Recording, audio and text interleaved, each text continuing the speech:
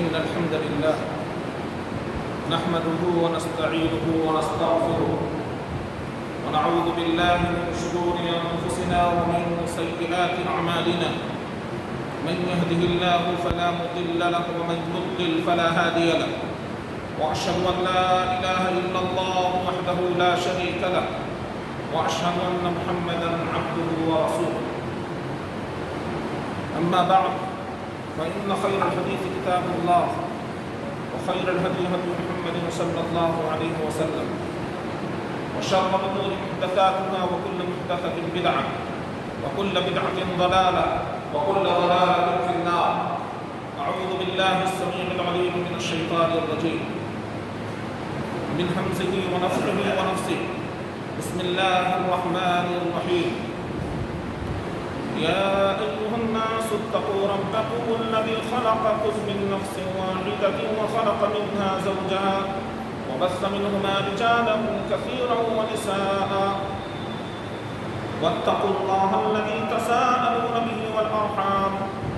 إن الله كان عليكم رقيبا. يا أيها الذين آمنوا اتقوا الله حق تقاته ولا تموتن إلا وأنتم مسلمون.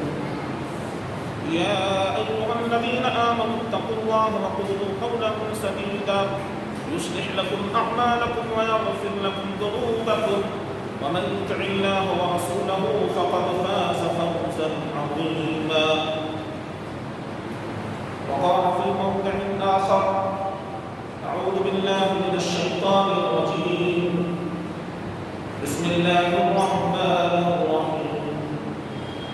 يا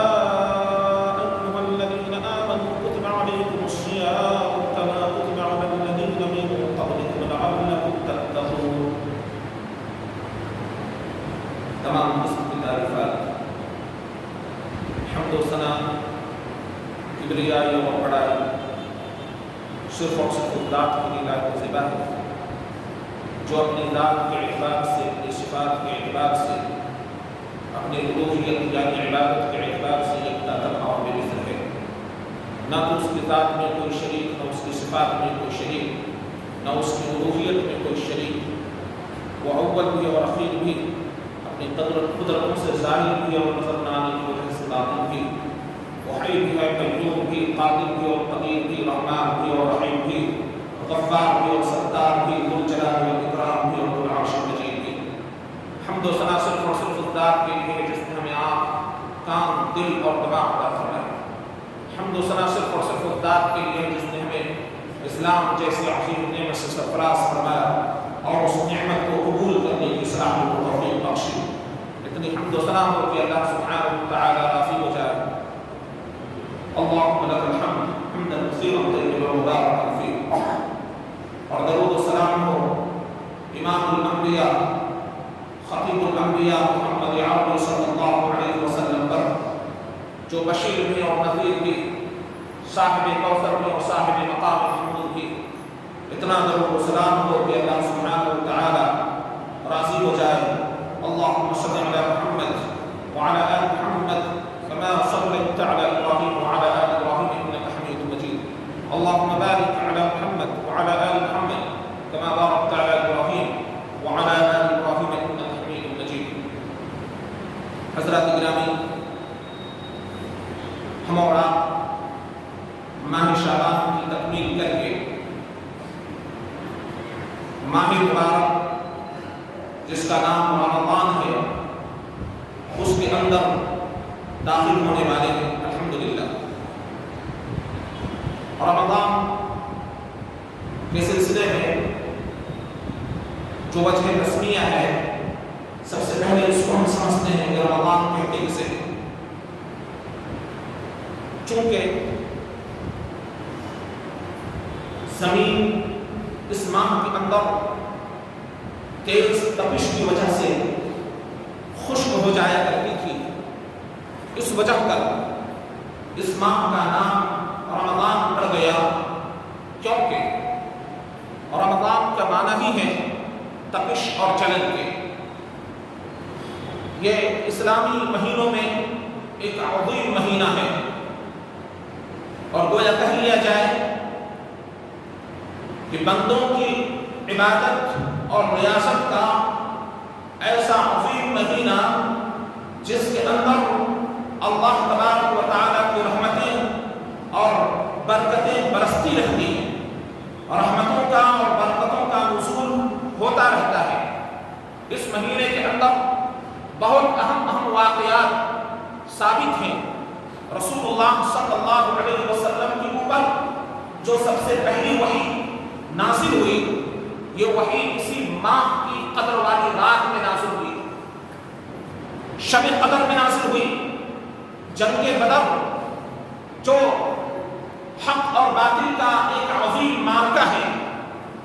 سن 2 ہجری کے اندر اسی ماہ مبارک کے اندر میں پیش آیا۔ حضرت خدیجہ رضی اللہ تعالی عنہ جو رسول اللہ صلی اللہ علیہ وسلم کی سب سے بہترین اور سب سے افضل زوجہ تھی، ان کا انتقال اسی ماہ میں ہوا۔ رسول اللہ صلی اللہ علیہ وسلم نے مکہ کو اسی ماہ کی 8 ہجری کے اندر میں فتح کیا۔ ام المومنین حضرت عائشہ رضی اللہ عنہا جو رسول اللہ صلی اللہ علیہ وسلم کی سب سے چہیتی بیوی تھیں، آپ کا انتقال 17 رمضان المبارک 57 ہجری کے اندر میں پیش آیا۔ شہر اندلس اسی ماہ 92 ہجری کے اندر میں فتح کیا گیا، اور ایک بہت بڑے محدث جن کا نام امام عبداللہ بن مبارک، حدیث کی دنیا کے اندر میں ایک اعلیٰ مقام رکھنے والے، ان کی بھی وفات اسی ماہ کے اندر ہوئی، سن 181 ہجری کے اندر۔ اور ایک عظیم محدث جس کو دنیا امام بخاری کے نام سے جانتی ہے، محمد بن اسماعیل البخاری رحمہ اللہ، اسی ماہ کے اندر وفات پائے، سن 256 ہجری کے اندر رمضان المبارک کے اندر میں ان کی وفات ہوئی۔ الغرض بہت سارے واقعات اس مہینے سے جڑے ہوئے ہیں، اور یہ ایک مہینہ عظیم مہینہ ہے، ایک مبارک مہینہ ہے۔ اب رہی بات کہ اس مہینے کا استقبال ہم کس طرح کریں، چونکہ جب یہ مہینہ آتا تو رسول اللہ صلی اللہ علیہ وسلم شعبان کے آخری دنوں کے اندر میں صحابہ کو اس مہینے کی اطلاع دیتے، خبر دیتے، اور اس کے جو احکامات ہیں اس سے روسراش کراتے اور بیان فرماتے۔ انہی بیان میں سے ایک حدیث میں نقل کرتا چلوں کہ رمضان کے استقبال کے تعلق سے یہ نہیں ہونا چاہیے کہ ہم اس سے 1 دن یا 2 دن پہلے احتیاطاً استقبالیہ روزہ رکھنا شروع کر دیں، جیسا کہ بہت سارے کم علم لوگ ایسا کرتے ہیں کہ رمضان آ رہا ہے، رمضان کے اندر میں داخل ہو رہے ہیں، آؤ 1 دن یا 2 دن پہلے ہم روزہ رکھ کر اس مہینے کا ہم احتیاطی طور پر استقبال کریں۔ اس سے منع کیا گیا ہے۔ روایت حضرت ابو ہریرہ رضی اللہ عنہ سے مروی ہے، وہ بیان کرتے ہیں ابو ہریرہ رضی اللہ عنہ ان النبی صلی اللہ علیہ وسلم انه قال لا يتقدمن احدكم رمضان بصوم يوم او 2 الا ان يكون رجل كان يصوم صوما فليصم ذلك اليوم رواه البخاری۔ حضرت ابو ہریرہ رضی اللہ تعالی فرماتے ہیں کہ نبی اکرم صلی اللہ علیہ وسلم نے ارشاد فرمایا کہ تم میں کا کوئی آدمی رمضان المبارک سے 1 دن یا 2 دن روزہ رکھ کر روزہ رکھنے میں تقدیم نہ کرے، پہل نہ کرے، یعنی جب رمضان المبارک کا چاند دکھ جائے تب ہی روزہ رکھنا ہے، ورنہ استقبال رمضان کے طور پر یہ کرنا کہ 1 دن یا 2 دن احتیاطی طور پر کہ دنیا کے اندر میں رمضان کی شروعات ہو گئی ہوگی وغیرہ وغیرہ، اس لیے 1 دن یا 2 دن پہلے ہی ہم روزہ رکھیں گے تاکہ اس ماہ مبارک کا ہم خیر مقدم کر سکیں، ایسا احتیاطی طور پر کرنے سے منع کیا گیا ہے۔ ہاں البتہ اس شخص کے لیے اجازت ہے جو شخص ہفتے کے اندر یوم الخمیس یعنی جمعرات کے دن یا پیر کے دن، سوموار کے دن روزہ رکھنے کا عادی ہو،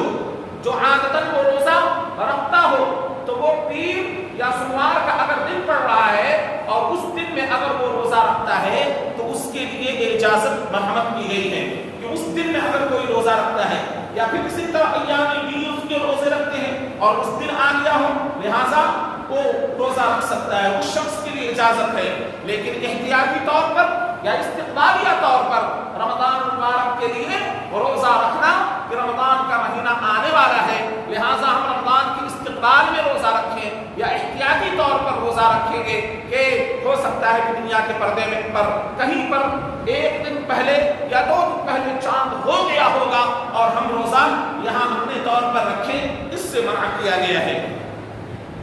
دوسری روایت اس سلسلے میں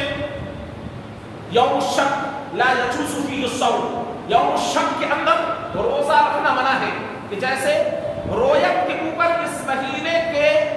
دخول کا اعتبار کیا گیا ہے، اس مہینے کے اندر میں داخل ہونے کا اعتبار اس سے کیا گیا ہے، رویت کے اوپر چاند کے دکھ جانے کے اوپر اس کا اعتبار کیا گیا ہے، جیسا کہ اللہ کے نبی صلی اللہ علیہ وسلم کی حدیث ہے۔ راوی حدیث حضرت ابو ہریرہ رضی اللہ تعالی عنہ عن ابی ہریرہ رضی اللہ عنہ قال قال رسول اللہ صلی اللہ علیہ وسلم صوموا لرؤيته وافطروا لرؤيته فإن غمي عليكم فأكملوا عدة شعبان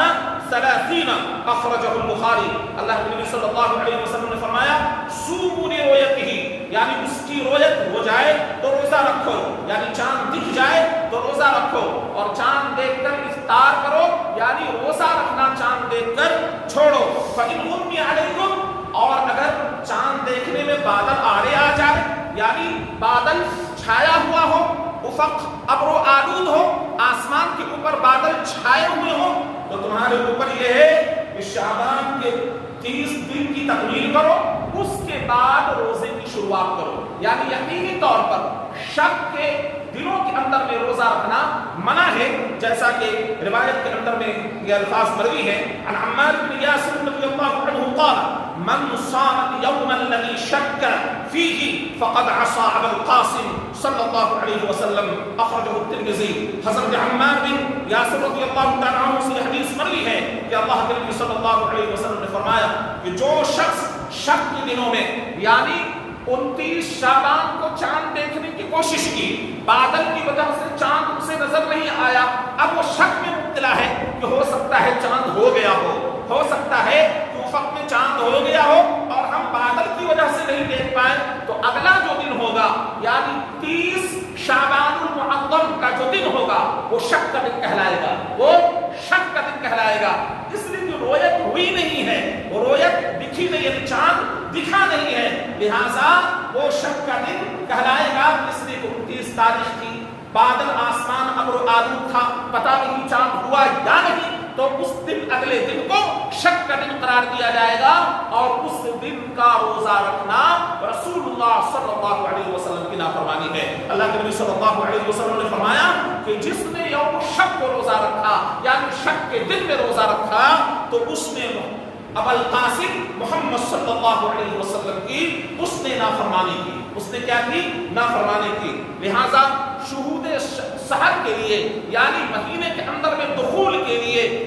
شرط ہے رویت کا، رویت کے اقرار کا شرط ہے۔ رمضان مبارک کا مہینہ جیسے ہی شروع ہوتا ہے ہم استقبالیہ طور پر کیا کرتے ہیں؟ جھگڑے کرنے شروع کر دیتے ہیں۔ بھائی بعض حضرات تو ایسے کرتے ہیں، کہتے ہیں رویت کے سلسلے میں سب سے پہلے جھگڑا پورے ملک کے اندر میں شروع ہو جاتا ہے۔ بعض حضرات کہتے ہیں کہ نہیں ہم سعودی عربیہ کے حساب سے روزہ رکھیں گے، بعض حضرات کہتے ہیں کہ نہیں ہم امریکہ کے حساب سے روزہ رکھیں گے، بعض حضرات کہتے ہیں کہ نہیں دنیا کے پردے پر جہاں کہیں چاند ہو گیا ہو بس ہمارے لیے روزہ رکھنا، پوری دنیا کے مسلمانوں کے اوپر روزہ رکھنا واجب ہو جائے گا۔ اس طرح کے جھگڑے شروع ہو جاتے ہیں۔ رمضان کا استقبال ہمیں اس طرح کرنا چاہیے، اس کو بھول جاتے ہیں اور بس جھگڑے کیا ہوتے ہیں؟ شروع ہو جاتے ہیں، اور اس سلسلے میں تمام حدیثیں بھلا دی جاتی ہیں جو فطری طور پر رسول اللہ صلی اللہ علیہ وسلم سے ثابت ہیں۔ آپ صلی اللہ علیہ وسلم نے جو حدیثیں بیان فرمائی ہیں وہ حدیث آپ کے سامنے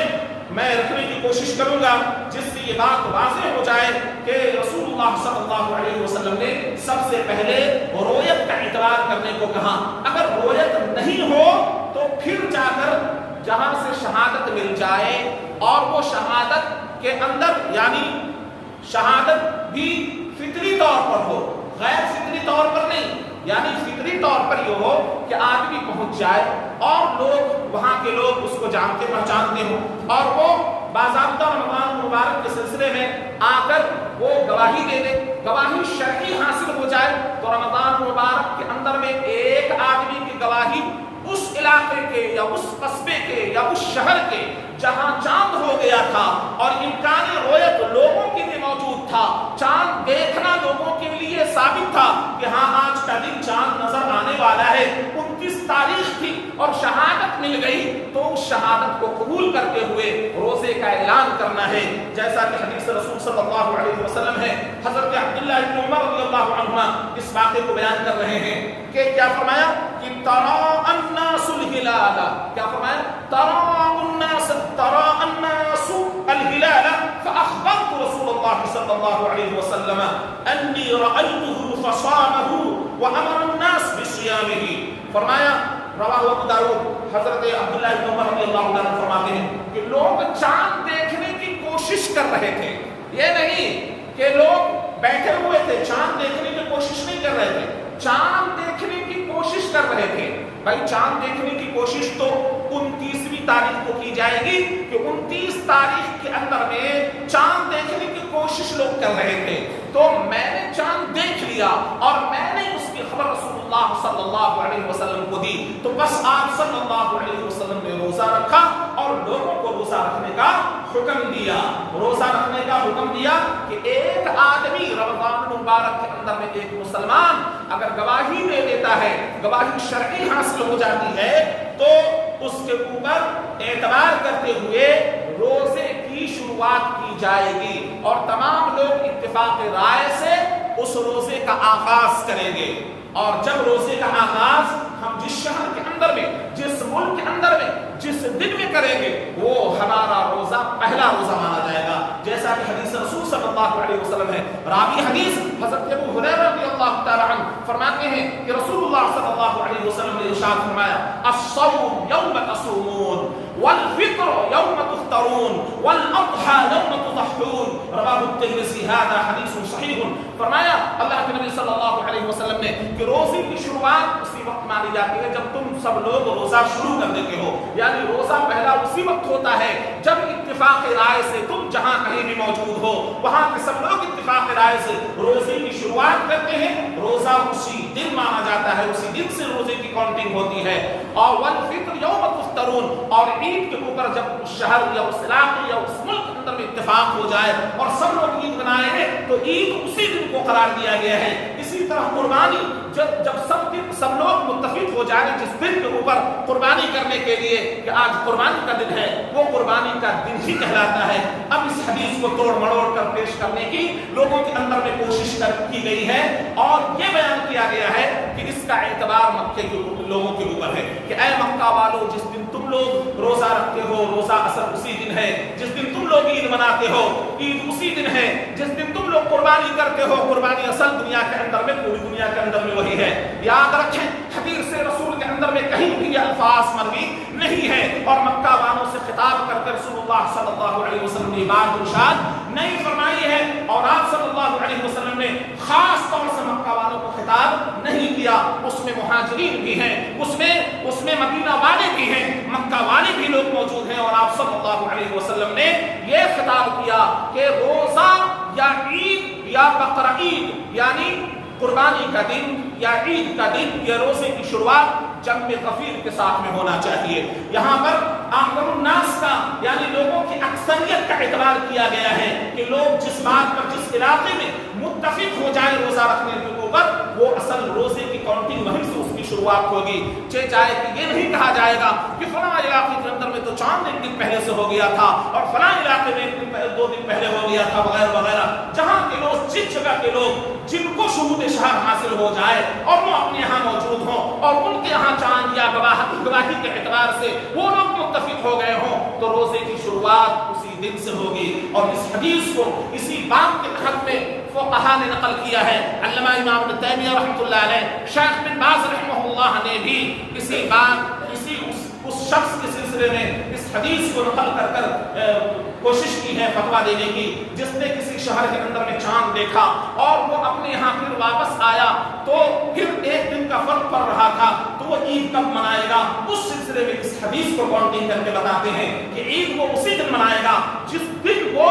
वहां के लोग ईद मना रहे हों। इसलिए कि और इसी हदीस को वहां पर लाए हैं कि लोगों की अक्सरियत का और सवाब आज़म का एतबार किया जाएगा कि वहां की अक्सरियत किस बात के ऊपर मुत्तफिक थी। लिहाजा इनफरादी तौर पर या 10 लोग 5 लोग मिलकर ना तो वो ईद की नमाज पढ़ सकते हैं, ना तो इसी तरीके से एक दिन 2 दिन पहले से रोजे की शुरुआत कर सकते हैं। इस सिलसिले में चूंकि हदीस से रहनुमाई मौजूद है अल्हम्दुलिल्लाह और सहाबा के फतवे इसके ऊपर मौजूद हैं।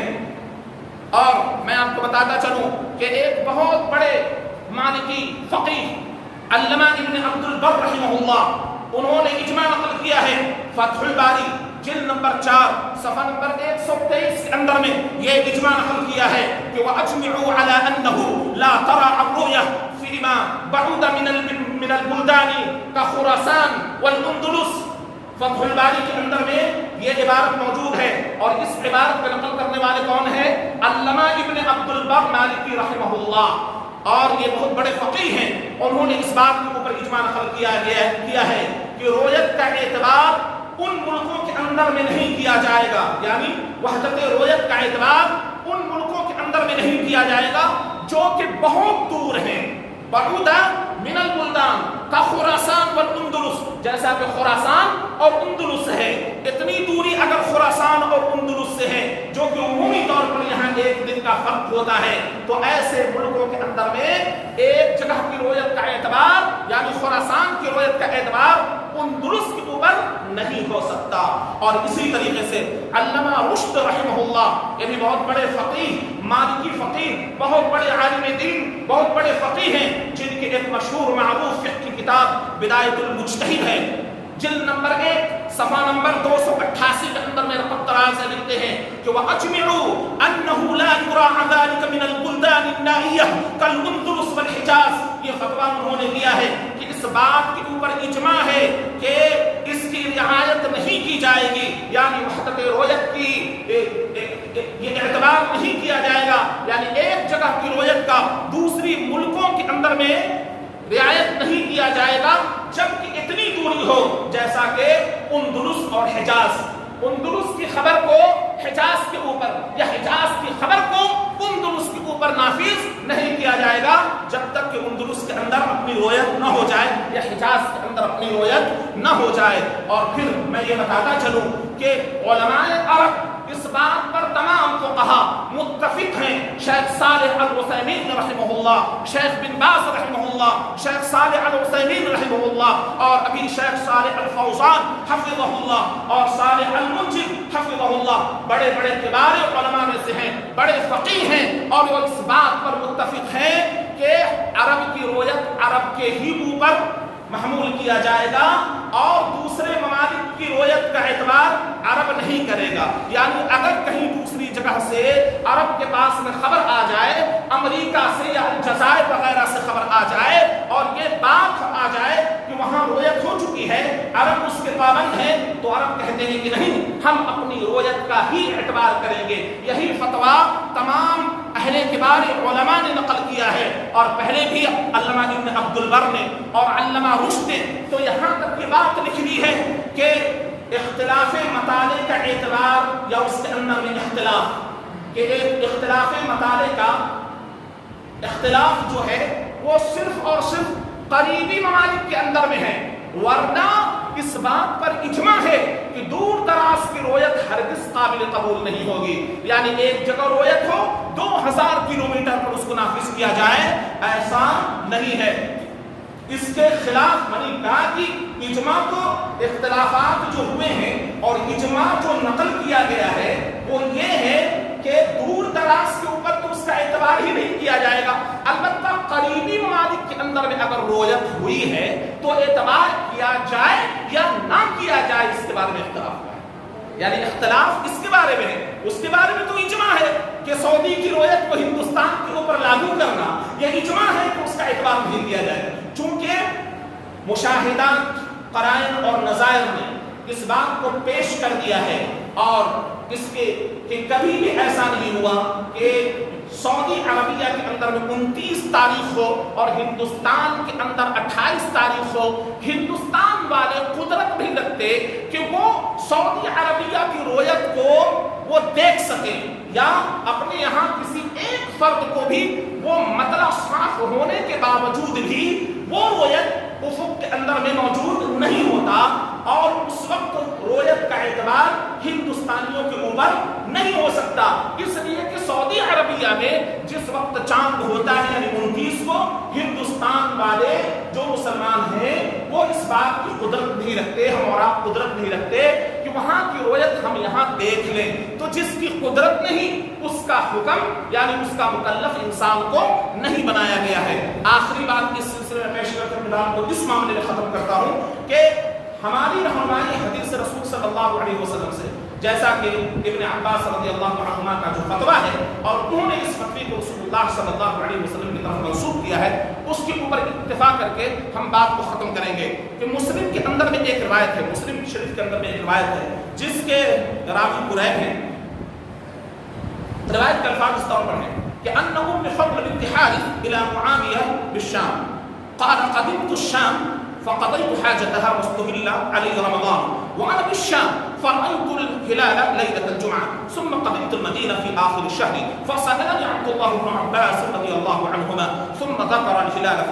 فقال متى رأيتم الهلال؟ فقلت رأيناه ليلة الجمعة فقال أنت رأيته؟ فقلت نعم ورآه الناس وصام معاوية فقال لكننا رأيناه ليلة السبت فلا نزال نصوم حتى نكمل 30 أو نراه فقلت أولا تكتفي برؤية معاوية وصيامه؟ فقال لا هكذا أمرنا رسول الله صلى الله عليه وسلم رواه مسلم۔ ام فضل بنت حارث یہ قریب کو شام بھیجتی ہیں معاویہ رضی اللہ تعالی عنہ کے پاس۔ وہ کہتے ہیں، قریب کہتے ہیں قال قدمت الشام، میں شام آیا، فقضيت حاجتها، ام فضل بنت حارث کی ضروریات میں نے مکمل کر لی، یعنی جس کام کے لیے بھیجا تھا وہ کام میں پورا کر چکا، وہی تھا واستهل رمضان علی رمضان، رمضان کا چاند طلوع ہو گیا، وانا بالشام، اور میں شام ہی میں موجود تھا یعنی ملک شام کے اندر موجود تھا، فرأیت الہلال، ہلال کو میں نے دیکھا یعنی چاند کو میں نے دیکھا، لیلۃ الجمعہ، جمعے کی رات کو، ثم قدمت المدینہ، پھر میں مدینے آیا، فی آخر شہر، رمضان کے آخری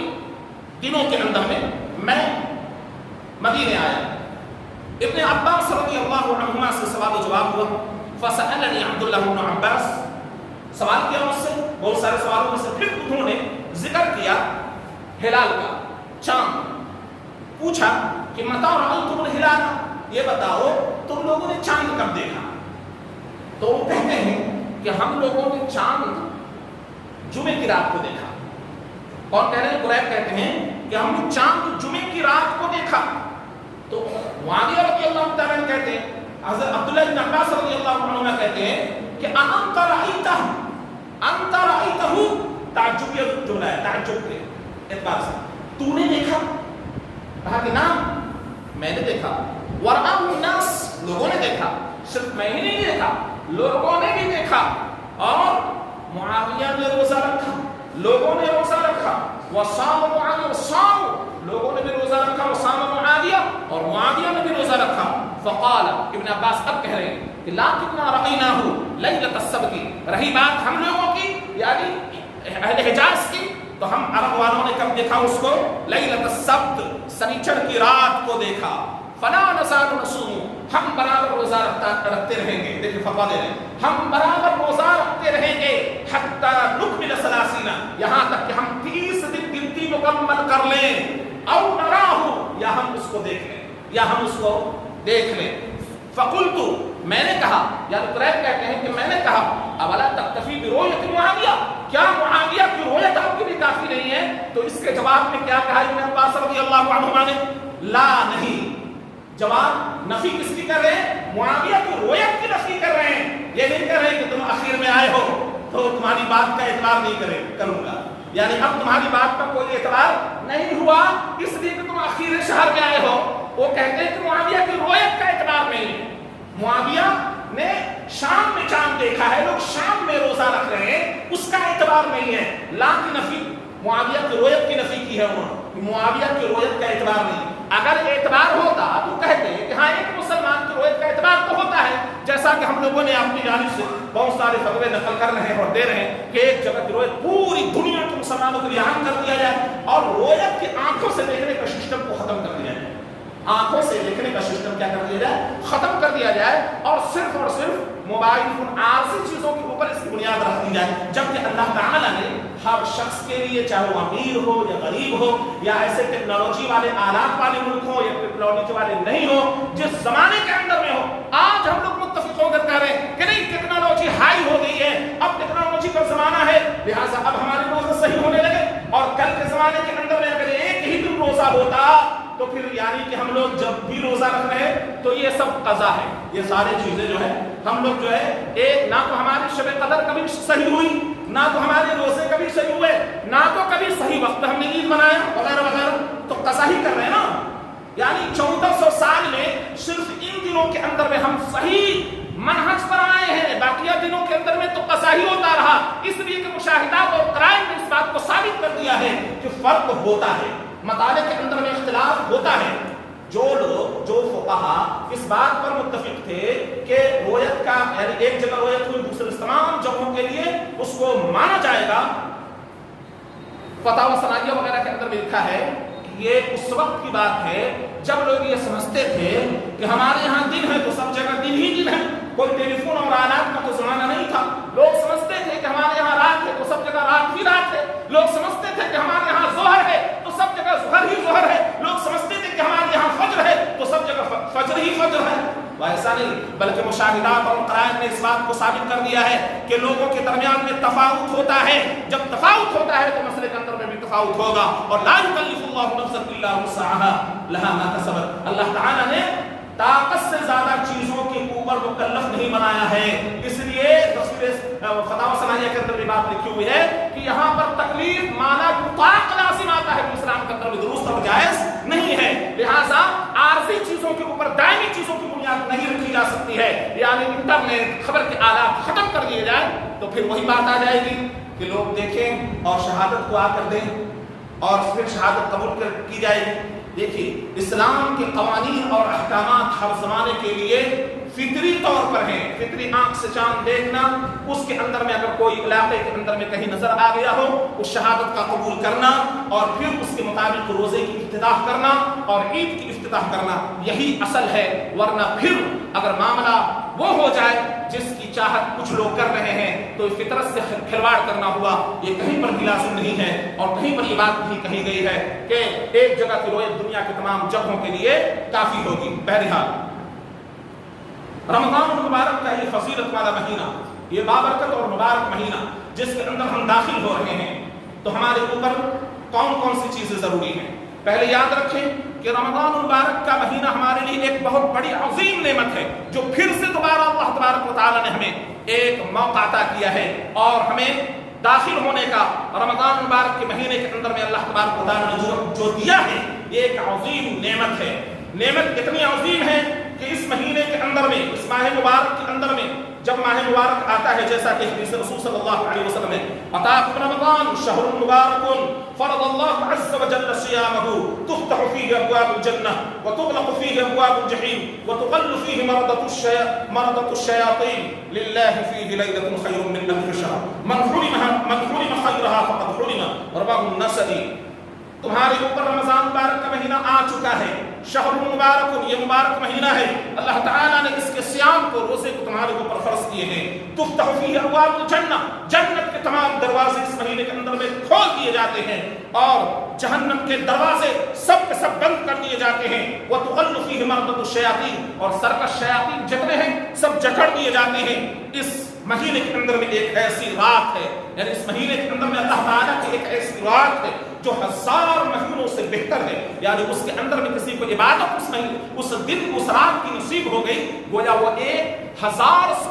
مہینے سے کیا ہے بہتر ہے. یعنی 1000 مہینے کا کی عبادت کا ثواب اس کو گویا ملتا ہے، اور جو اس کی خیر سے محروم ہو گیا واقعی وہ محروم ہونے والا ہے. رمضان المبارک ایسا مہینہ ہے جس کی نعمت کی ہمیں قدر کرنی چاہیے. اگر ہم نے قدر نہ کی اور رمضان مبارک کا مہینہ آ گیا اور اس مہینے کے اندر میں ہم نے اپنی مغفرت نہ کروائی تو یاد رکھیے کہ اللہ کے نبی صلی اللہ علیہ وسلم جب منبر پر تشریف لے جا رہے تھے اور پہلی جمعے پر تشریف لے گئے تو آپ نے کہا آمین, دوسرے پر لے گئے کہا آمین, تیسرے پر لے گئے کہا آمین.